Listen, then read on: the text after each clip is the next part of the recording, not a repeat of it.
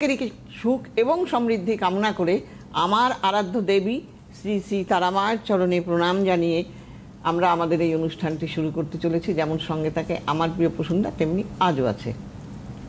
তো কর্কটে ঢুকছে জুলাই মাসে সূর্যদেব। সূর্যদেব কি না আত্মার কারক, সম্মানের কারক, সরকারি রিলেটেড যা কিছু সব কিছুর কারক হলো সূর্যদেব।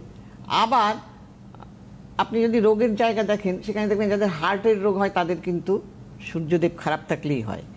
আবার যাদের চোখ অল্প বয়সী চশমা পরে তাদের কিন্তু রবি খারাপ। এই মানে তারা একদলে তো নেগেটিভ হচ্ছে। হ্যাঁ, তো কিন্তু সবসময় ভাবতে হবে যে আমি যে সুবিধাটা পাবো, এই যে আমি বললাম জুলাই মাসে তাদের ভালো হবে, কাদের কাদের, বৃষ, কন্যা এবং সিংহ। এইবার তারা যে পাবে তাদের সেই গ্রহটাকে মজবুত থাকতে হবে। সেই গ্রহটা যদি দুর্বল অবস্থায় থাকে আপনি সেইভাবে ফলটা পাবেন না।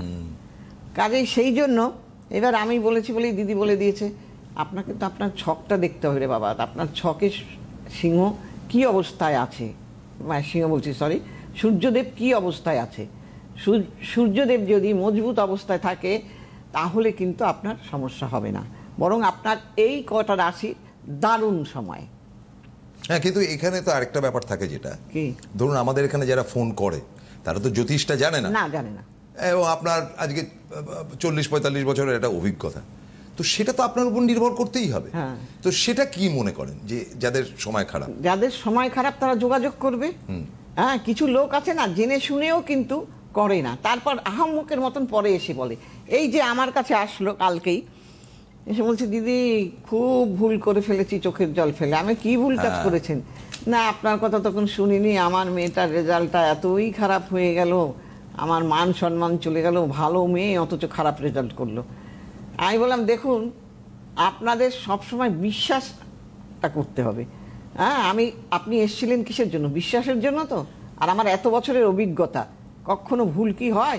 ভুল তো হতেই পারে, ভগবান, আমি তো ভগবান নই, কিন্তু আমি এই জিনিসটাকে ভালো করে শিখেছি। কাজেই শিখেছি বলেই কিন্তু আমি বলে দিতে পারি যে এই পরিস্থিতি হবে, আর তারা ঠিক করে নেয় বলেই কিন্তু তারা ভালো আছে। হ্যাঁ, তো তারা সুখে থাকবে। থাকবে।